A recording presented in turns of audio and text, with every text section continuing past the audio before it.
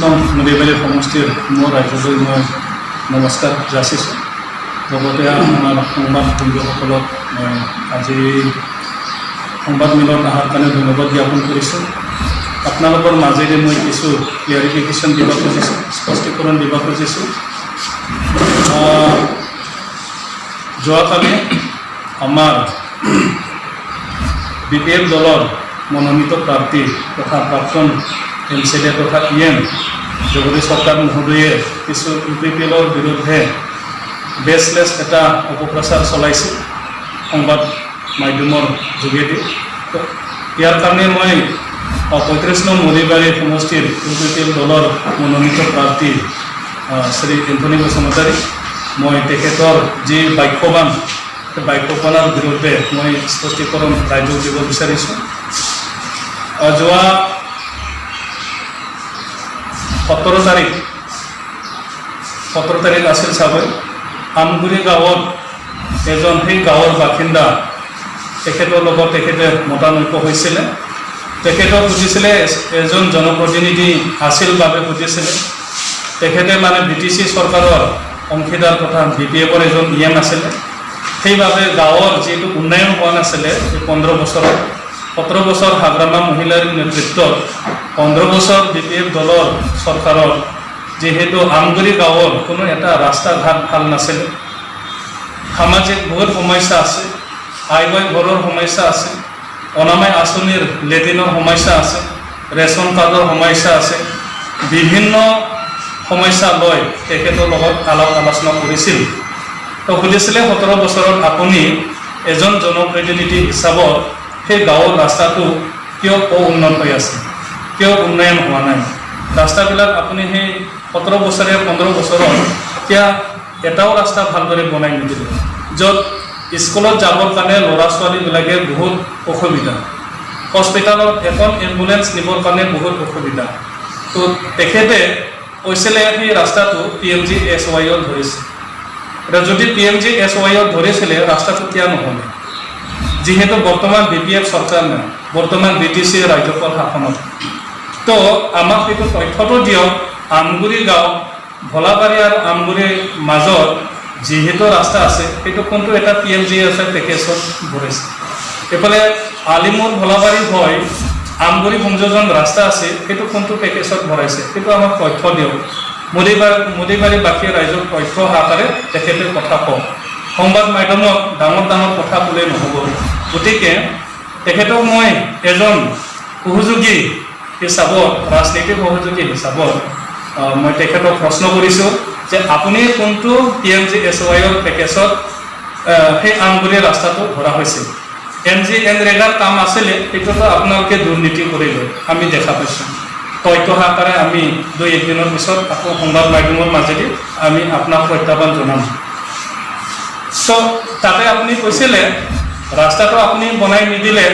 যেতিয়া আমাৰ ইনামুল হকে সুধিছিলে সেই গাঁৱৰ এজন উদীয়মান যুৱক ছ'চিয়েল ৱৰ্কাৰ, তেখেতে সোধোতে আপুনি কৈছিলে মোক ভোট দিব নালাগে, UPPLক দিয়ক। আপুনি ডাইৰেক্ট টাৰ্গেট UPPLক কিয় কৰিলে? ভাৰত দেশত ৰাজনীতি সকলোৱে কৰিব পাৰে, কোনোবা এটা ৰাজনীতি দলত থাকিব পাৰে, সেই বোলে ৰাজনীতি দলত থাকিব পাৰে বুলি থাকিছে বোলে সেই গাঁৱত তেওঁ ব্যক্তি নহয় নেকি? সেই গাঁৱৰ প্ৰতি তেখেতৰ চিন্তা কৰিবলগীয়া দায়িত্ব নাই নেকি? গতিকে এজন দায়িত্বশীল ব্যক্তি হিচাপত আপুনি এজন জনপ্ৰতিনিধি আছিল, ইয়াৰ কাৰণে আপোনাক সুধিছিলে যে 17 বছৰ BTC চুক্তি হৈ গ'ল, উন্নয়ন কিয় নহয়? তো আপুনি এজন প্ৰাক্তন EM হিচাপত আপুনি এজন জনপ্ৰতিনিধি হিচাপত আপোনাৰ আচৰণ কি হ'ব লাগিছিল? আপুনিতো তাতে বহুত ডাঙৰ ডাঙৰ কথা ক'লে, আঙুলিয়াই টুকিয়াই আপুনি কথা ক'লে, সেইটো ৰাইজে সহজভাৱেতো ল'ব পৰা নাই। আৰু আপোনালোকে কৈছে UPPLৰ গুণ্ডাগিৰি, তাতে UPPLৰ কোন আছিলে আৰু আপোনাৰ লগত কোন ভদ্ৰলোক আছিলে? তো গতিকে আপুনি ভালদৰে ৰাইজক অৱগত কৰক তাতে UPPLৰ কোন গুণ্ডাগিৰি আছে, কোনে ভণ্ডামি কৰিছে। ভিডিঅ'য়ে কৈছে, সকলোৱে কথা কৈছে, পিকচাৰে সকলোৱে কথা কৈছে, ৰাইজে চাই বুজি পাইছে। আৰু আপুনি কৈছে BPFৰ উত্থানক লৈ মানে UPPL দৰে সংকীৰ্ণ হৈছে, সেইটোতো বিপৰীত কথা ক'লে আপুনি। ইমানুৱেল মুছাহাৰী আপোনালোকৰ দলৰ পৰা গুচি আহিল, হেমেন্দ্ৰনাথ ব্ৰহ্ম ex MLA BPFৰ দলৰ পৰা নামি আহিল, তো গতিকে আপোনালোকৰ দল উত্থান হৈছে না পতন হৈছে আপুনি নিজে কৈছে এতিয়া UPPL দলৰ উত্থানত বিপ্লৱৰ সংকেত তো গতিকে ৰাইজক আপুনি ভুল বাক্যবিলাক কৰিব নালাগে সঁচা কথাটো কওক মোদীবাৰী কোনটো এটা পাৰ্টত আপুনি ডেভেলপ কৰিছে সেই তথ্য দিয়ক ৰাইজক এনে অপবাক্য কৰি মেলি পিনে আপুনি ৰাইজক বিভ্ৰান্তিত নানিব আপনি ঘৰক নিজৰ সমষ্টি ঘৰক আপনি 10 বছৰ জনপ্ৰতিনিধি আছিল 5 বছৰ TLCC চেয়াৰম্যান আছিল এই কেইদিনত কি কৰিছে আপুনি তো গতিকে মই আজি আপোনাক এটোৱে ৰিপ্লাই দিব খুজিছো UPPL ৰ কোনটো গুণ্ডা তাতে আছে UPPL আজি ৰাইজৰ মাজত সোমাই কাম কৰি আছে গতিকে ৰাইজে আকোৱালি লৈছে বিভিন্ন জাতি জনগোষ্ঠীৰ মানুহবিলাকে আজি UPPL দলত যোগদান কৰিছে আপুনি মৰিবাৰী সমষ্টিৰ দলে বলে ৰাইজে UPPL ত অংশগ্ৰহণ কৰিছে সেই পিকচাৰটো চাই আপুনি ভয় পাইছে আপুনি নিশ্চয় সংকেত হৈছে ইয়াৰ কাৰণে আবুল তাবুল বকিছে গতিকে মই আপোনাক অনুৰোধ জনাম এই কেইদিনত আপুনি সংবাদ মাধ্যমত জবাব দিয়ক যে আপুনি মৰিবাৰী সমষ্টি কিমান ডেভেলপ কৰিলে আপোনাৰ 10 বছৰীয়া জনপ্ৰতিনিধি সময়ত আপুনি MCLAD বা এৰিয়া ডেভেলপমেন্ট ফান্ড ক'ত ব্যৱহাৰ কৰিলে আপুনি বা আপুনি মৰিবাৰী এটাৰ মৰিবাৰী সমষ্টি ক'ত ক'ত ৰাস্তা বনালে আপুনি এইবিলাক তথ্য সহকাৰে আমাক দিয়ক গতিকে তেতিয়া আমি মানি ল'ম আপুনি এজন EM হিচাপে আপুনি এজন জনপ্ৰতিনিধি হিচাপে হয় মৰিবাৰীৰ লক্ষণীয়ভাৱে উন্নয়ন কৰিছে আজি কলাইগাঁও টাউনত আমি লাজ লাগিবলগীয়া কথা ব্ৰিটিছ সময়ৰ পৰা কলাইগাঁও টাউন আছে কিন্তু ইয়াতে আপোনাৰ 10 বছৰ কালত এটাও কমিউনিটি হল আপুনি বনাই নিদিলে য'ত ৰাইজে বহি কিনে মিটিং কৰিব পাৰে তো গতিকে সেইটো লাজ ল'বলগীয়া তো গতিকে 10 বছৰত আপুনি নিজৰ ডেভেলপমেন্টৰ ফালৰ পৰা এটা ধুনীয়া এটা কমিউনিটি হল বা টাউন হল বনাই দিব পাৰিলে এইবিলাকতো আপুনি কৰা নাই তো কি উন্নতি কৰিছে আপোনাৰ এই 10 বছৰীয়া কালত আপোনাৰ যে এৰিয়া ডেভেলপমেন্ট ফান্ড ক'ত আপুনি পেলালে সেইটো আমাক দেখাই দিয়ক ৰাইজক দেখাই দিয়ক এটা ৰাইজে খুজি পাইছে আপোনাক ৰাইজে আপোনাক বিদায় দিব খুজি আছে ইয়াৰ কাৰণে আপুনি ভয়ৰ মানে আবল তাবল বকিছে তো গতিকে সদু সাৰা অসমৰ ৰাইজে সাৰা BTC বাসী ৰাইজে আপোনাৰ যোনটো ভিডিঅ' ক্লিপ সেইটো চাই আপুনি গম পালে আপুনি উলটা পুলটা কলিও ৰাইজে অলৰেডি বুজি পাইছে গতিকে আজি আমি জানিবলৈ পাইছো আমগুৰি ৰাইজে আপোনাৰ বিৰুদ্ধে এটা সংবাদমেল পাতিছে তো তেখেতসকলে UPPL দলৰ প্ৰতি যিহেতু আখৰকণ UPPL দলৰ যিটো নীতি আদৰ্শ সেইটো তেখেতসকলে ভাল পাইছে আৰু আপুনি কমিউনিয়েল কথাবিলাক কৈ আছে তো কোনটো প্ৰমোদ বৰছা তেখেতৰ নেতৃত্বত বিভিন্ন জাতি জনগোষ্ঠীৰ সংগঠনৰ ৰাজনীতিক অৰাজনীতিক নেতাবিলাকে আজি UPPL দলত যোগদান কৰিছে তো গতিকে এইবিলাক দেখা পাই আপোনাৰ ভয় পাইছে আজি আমাৰ দ্বিতীয় 18টা জাতি জনগোষ্ঠী কেনেকৈ আমি উন্নয়ন কৰিব পাৰোঁ তেখেতসকলক কেনেকৈ আমি সুৰক্ষা দিব পাৰোঁ তেখেতসকলৰ কাৰণে আমি এটা ৰিচাৰ্চ ইনষ্টিটিউট অলৰেডি তামোলপুৰত বনোৱা আছে য'ত ডক্টৰেট ডিগ্ৰীধাৰীসকলক লৈ পিনি আমি কাম কৰি আছোঁ য'ত MSW ডিগ্ৰীধাৰীসকলক আমি লৈ কাম কৰি আছোঁ ৰিচাৰ্চ কৰি আছোঁ যে কেনেকৈ আমি সেই মানুহবিলাকক সেই ৰাইজক আমি সুৰক্ষা দিব পাৰোঁ আৰু উন্নতি কৰিব পাৰোঁ তো সেইটো কি আমি কমিউনিয়েল কৰিলোঁ আমি কেনেকৈ মিলি জুলি থাকিব পাৰোঁ সেইটো কাম কৰিছোঁ হয় UPPL এপছু বা NDPৰ পৰা জন্ম কিন্তু আমি সমস্যা সমাধানৰ কাৰণে জন্ম হৈছিলোঁ বদলেন খুজিবৰ কাৰণে আমি জন্ম হোৱা নাছিলোঁ বদলেনৰ দীৰ্ঘদিনীয়া সমস্যাটো কেনেকৈ সমাধান হ'ব পাৰে কেনেকৈ এটা সূত্ৰপাত ওলাব পাৰে ইয়াৰ কাৰণে আমি কাম কৰিছিলোঁ আপোনালোকৰ নিচিনা আমি কমিউনিয়েল কৰা নাই আপুনি এতিয়া আপোনাৰ স্বৰ জনগোষ্ঠীবিলাকৰ গাঁৱত সোমাই কৈ আছে মই আপোনালোকৰ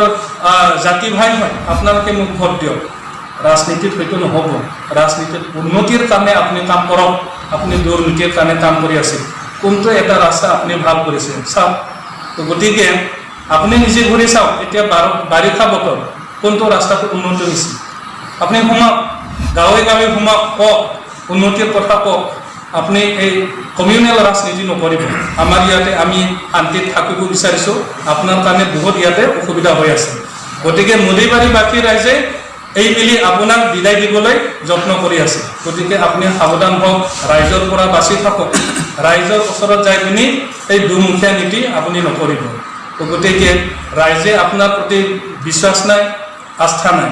গতিকে ৰাইজে এতিয়া UPPLক আঁকোৱালি লৈছে আৰু ৰাইজৰ জয়ে আমাৰ জয়। গতিকে UPPL দলে সদায় ৰাইজৰ লগত থাকিব আৰু ৰাইজৰ উন্নতিৰ কাৰণে কাম কৰিব। আপুনি কৈছে অসমীয়া মিডিয়ামত বড় মিডিয়াম জাপি দিয়া বুলি, ক'ত তথ্য আছে আপোনাৰ? অসমীয়া মিডিয়াম স্কুলত বড় মিডিয়াম জাপি দিয়া বুলি ক'ত পালে আপুনি? সেইটো আপুনি দি দিয়ক। সংবাদ মাধ্যম সংবাদ বন্ধুবিলাকক আপুনি দিয়ক, অসমৰ ৰাইজক জনাই দিয়ক কোনখন অসমীয়া মিডিয়াম স্কুল বড় মিডিয়াম জাপি দিছে। তো আপুনি এইবিলাকে আবুল তাবুল বকিছে। গতিকে আপুনি ক্লিয়াৰলি জনাই দিয়ক কোনটো স্কুল অসমীয়া মিডিয়াম স্কুল, কোনটো বড় মিডিয়াম কৰিছে। আজি আমি জানিছোঁ ৰৌতা বড় বাজাৰত যে আমাৰ আদিবাসী জনজাতীয় ভাইবিলাকে তাতে এজন দুজন বড় মিডিয়ামত পঢ়ি পিনি ফাৰ্ষ্ট ডিভিজন পাছ কৰিছে। আমি সেইবিলাক এনকাৰেজমেণ্ট কৰিছোঁ, কিন্তু কাকো আমি ফ'ৰ্চ কৰা নাই। আজি 17 বছৰীয়া BTADত আমি কাৰোবা আমাৰ অন্য জনগোষ্ঠীৰ ভাইবিলাকক বড়ো ভাষা কওঁ বুলি আমি জোৰ জবৰদস্তি কৰা নাই। তো গতিকে আমি মিলিজুলি থাকিব বিচাৰিছোঁ। আমাৰ ভাষা আমি ডেভেলপ কৰিম, আপোনাৰ ভাষা আপুনি ডেভেলপ কৰিম, কিন্তু আমি কাকো জাপি দিয়া নাই। গতিকে আপোনাক আৰু এনেকুৱা লেতেৰা ৰাজনীতি নকৰিবৰ কাৰণে মই অনুৰোধ জনাইছোঁ আৰু ধন্যবাদ দিছোঁ আমগুৰি ৰাইজক আপোনাক প্ৰশ্ন কৰাৰ কাৰণে। এই যে তেখেতে সাহস কৰি আপোনাৰ লগত কথা পাতিছে, 17 বছৰত আপুনি যে ইমানেই দুৰ্নীতি সম্ৰাট হৈ আছে, সেইটো খোজাৰ কাৰণে আপোনাৰ লাজ পাইছে। ইয়াৰ কাৰণে আপুনি আবুল তাবুল বকিছে। তো বিভিন্ন ৰাইজে আমাক সুধিছে যে তেখেতে ex-DM হৈ কেনেকৈ আচৰণ কৰিছে। আপোনাৰ আচৰণে আপোনাক পৰিচয় দিছে। গতিকে আপোনাৰ প্ৰতি মোৰ ব্যক্তিগতভাৱে একো বেয়া চিন্তা নাই। তো গতিকে মই আপোনাক অনুৰোধ কৰিছোঁ, সমাজত আপুনি এজন নিষ্ঠাবান ব্যক্তি হিচাপত আপুনি প্ৰতিষ্ঠা কৰক। UPPLক গালি পাৰিলে আপুনি চাফা নহয়, গাখীৰেৰে গা ধুলে আপুনি চাফা নহ'ব। গতিকে আপুনি নিজৰ কৰ্ম দি আপুনি পৰিচয় দিয়ক, মই সেইটো অনুৰোধ থাকিম। আজিৰ দিনত যদি BTADে অকল অনাবৰৰ দল, যদি তেখেতসকলৰ সংবিধানে এনেকুৱা লিখিছে মই সেইটো গম নাপাওঁ। আমাৰ UPPL দলে ভাৰতৰ সংবিধানে, ভাৰতৰ ইলেকশ্যন কমিশ্যন অফ ইণ্ডিয়ায়ে অনুমোদিত কৰা আমাৰ UPPL দলে ৰাজনীতি এটা দল হয়, য'ত বিভিন্ন জাতি জনগোষ্ঠীবিলাকৰ কাৰণে সমূহ উন্নয়ন, সমূহ অধিকাৰ, সমূহ মৰ্যাদা দিবৰ কাৰণে এইটো আমি দল গঠন কৰা হৈছে। তো UPPL দলৰ সংবিধানটো লিখাই আছে বিভিন্ন জাতি, ভাষা, ধৰ্ম, বৰ্ণ নিৰ্বিশেষে। গতিকে BPF দলত কি লিখা আছে সেইটো মই নাজানো। গতিকে সেইটো আমাৰ অসমৰ এটা আঞ্চলিক দল। গতিকে বিভিন্ন জাতি জনগোষ্ঠী অলৰেডি আমাৰ তাত আহি পৰিছে। তো আমাৰ ইয়াতে জয়নাল আলী, তেখেতে ex-AMSU আছিলে, ex-AMSUৰ উপসভাপতি আছিলে। তেখেতে আমাৰ বৰ্তমান UPPL দলত সোমাইছে, যোগদান হৈছে। তেখেতে এজন সংখ্যালঘু মাইনৰিটি লোক। তাৰপিছত ইয়াতে পংকজ হাজৰিকা, তেখেতে এক সময় AGP কৰ্মী আছিলে। তো তেখেতে AGP কৰিছিলে। তেখেতে সেইদিনা প্ৰমোদ বড়োচাৰ আহোঁতে তেখেতে আমাৰ ইয়াতে যোগদান হ'ল। তো ভাৰত শইকীয়া, তেখেতে অসমীয়া মানুহ, তো তেখেতো আমাৰ তাত যোগদান হৈছে। বিবেক ৰয়, সুধেন্দ্ৰ মোহন তালুকদাৰ, সহদেৱ দাস, নাৰায়ণ দাস আৰু সুভাষ মজুমদাৰ, তেখেতসকলে আমাৰ বেংগলী ভাই হয়। তো তেখেতসকলে আমাৰ দলত আছে। তো বিভিন্ন জাতি জনগোষ্ঠী সেই UPPL দলত আছে। তো গতিকে সেইটো তেখেতে কি বাক্যত এই ডিকশ্যনাৰীত বিচাৰি পালে সেইটো বড়োৰ দল বুলি সেইটো মই নাজানো। তো ভাৰতৰ সংবিধানে বিভিন্ন জাতি জনগোষ্ঠীৰ উন্নতিৰ কাৰণে ৰাজনীতি দলটো অনুমোদন কৰে। তো তেখেতসকলৰ BPF দলটো কোনে অনুমোদন কৰিছে সেইটো মই ক'ব নোৱাৰোঁ। তেখেতে গেলা পচা বুলি কয়, সেইটো কোনটো বুজাব বিচাৰিছে?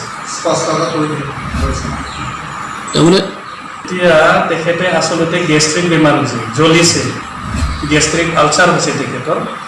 এই সময় যেতিয়া আমাৰ প্ৰপন্ন দাদা BPFৰ নিষ্ঠাবান কৰ্মী আছিলে, তেখেতে তাক TLCC চেয়াৰমেন দিছিলে।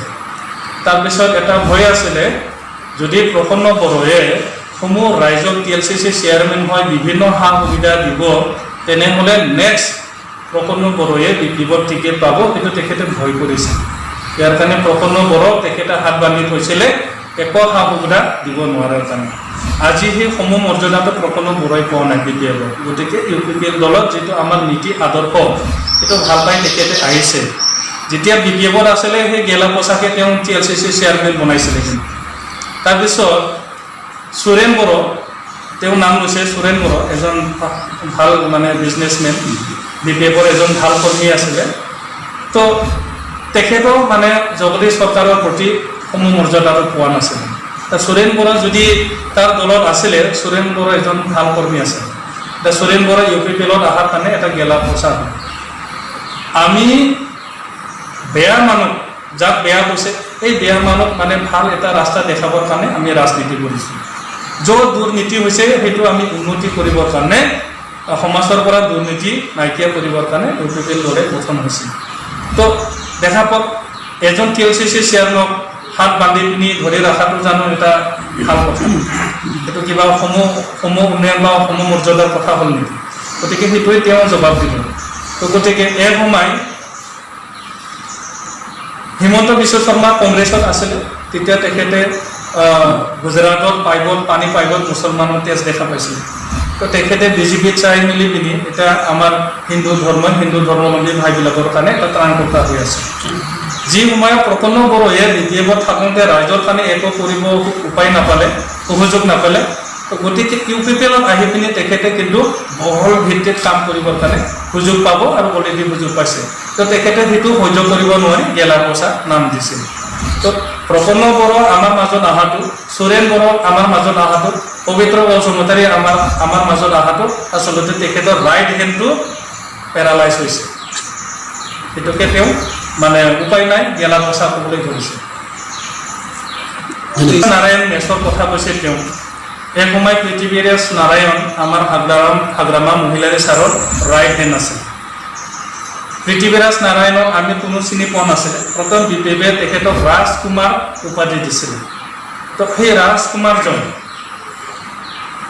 যেতিয়া আপোনাৰ জানুৱাৰী মাহত এটা গুৱাহাটী হাইকোৰ্টৰ পৰা এটা ৰায় ওলাইছিলে যে মোটামুটি 14খানা 11খন জিলাৰ কথা কৈছিলে 11 লাখ কিমান বা বিঘা মানে অবৈধ দখলদাৰীৰ হাতত আছে ট্ৰাইবেল বেলেঞ্চ ব্লকৰ মাটি তাৰে আগে পিছে কোনোবা মানে সংস্থাবিলাকে BTIDত কিমান অবৈধ দখল আছে এইবিলাক মানে 4.5 লাখৰ নাম উঠিছে তেতিয়া এই যোনটো এতিয়া নিউজ ক্লিপ দিছে সেইটো কিন্তু জানুৱাৰী নহ'লে বা ফেব্ৰুৱাৰী মাহৰ আছে তেতিয়া কিন্তু তেওঁ পৃথিৱীৰাজ নাৰায়ণ BPFৰে এজন কৰ্মী আছিলে তেতিয়ালৈকে আমাৰ UPPLত অহা নাছিল এতিয়া হাগ্ৰামা বাহিনীয়ে কি কৰিছে ক'ৰবাত চেন্নাইৰ পৰা IT এক্সপাৰ্ট আহিছে এই নিউজ ক্লিপবিলাক যিটো বৰ্তমান পৃথিৱীৰাজ নাৰায়ণ আমাৰ UPPL দলৰ এজন CWC মেম্বাৰ আৰু তেখেতে বহুত এক্সপ'জ কৰিছে হাগ্ৰামাৰ অভাৱ দুৰ্নীতি জগদীশ চৰকাৰৰ অভাৱ দুৰ্নীতি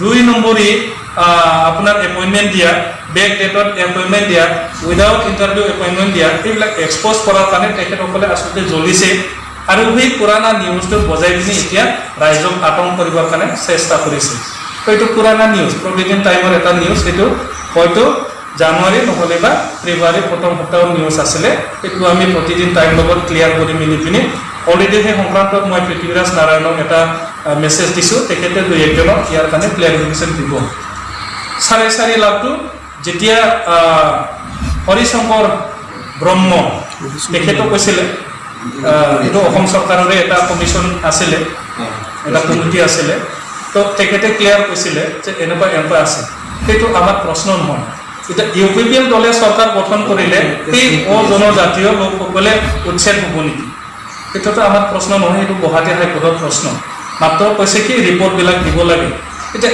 UPPL দলে চৰকাৰত আহিলে অলৰেডি প্ৰমোদ বড়ো ছাৰে কৈছে যে বিভিন্ন জাতি জনগোষ্ঠীয়ে নিজকে এটা সেফ মানে সিকিউৰিটি ফিল কৰিব পৰাকৈ আমি নতুনকৈ ভূমি নীতি কৰিম য'ত BTC চৰকাৰে BPF চৰকাৰে 17 বছৰত এটা নীতি বনাব নোৱাৰিলে এটা আইন বনাব নোৱাৰিলে সেইটো সিহঁতৰ কাৰণে লজ্জাজনক এতিয়া সেইটোকে তেখেতসকলে নোৱাৰা কামটো প্ৰমোদ বড়ো ছাৰে যিহেতু কৰি দিম বুলি কৈছে আচলতে সিহঁতে জ্বলিছে তো সেইটো সংবাদ মাধ্যমৰ মাজেদি যোগেদি মই আমাৰ BTC বাকী ৰাইজক মই অনুৰোধ কৰিছোঁ আপোনালোকে সেই নিউজটো লৈ আতংকিত হ'ব নালাগে এইটো BPFৰে প্ৰপাগাণ্ডা হয় তাতে একো নাই আমাৰ অলৰেডি কালি পৰহি ইলেকশ্যন ইস্তাহাৰটো ওলাব তাতে আপোনালোকে পাব লেণ্ড ডিস্পিউট সমস্যা সমাধান কৰাৰ কাৰণে প্ৰমোদ বড়ো ছাৰে এটা সাহস লৈছে আৰু বোল্ড ডিচিশ্যন ল'ব যে সকলো জাতি জনগোষ্ঠীয়ে মানে এটা সেফ ফিল হয় তো গতিকে 2003 চনত যেহেতু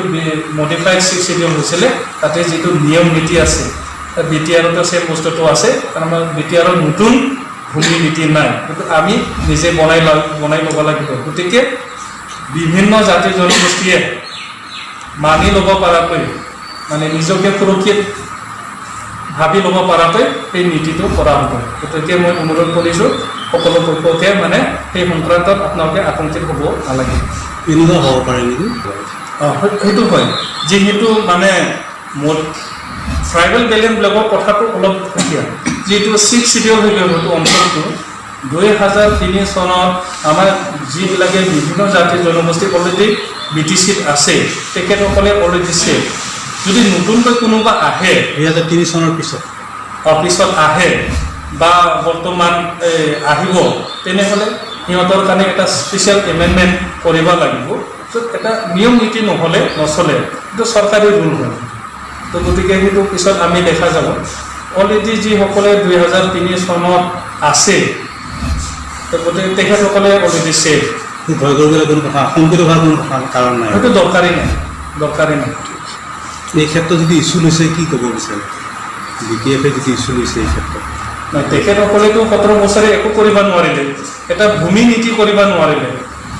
তো তেখেতসকলে সেইটো যিহেতু নোৱাৰিলে, UPPL এতিয়া কৰিব, সেইটোলৈ তেখেতসকলে মানে আমাৰ সাধাৰণ ভাষাত মানে চকু বিষাইছে বুলি কয় আৰু সেইটো হৈছে মানে তেখেতসকলে।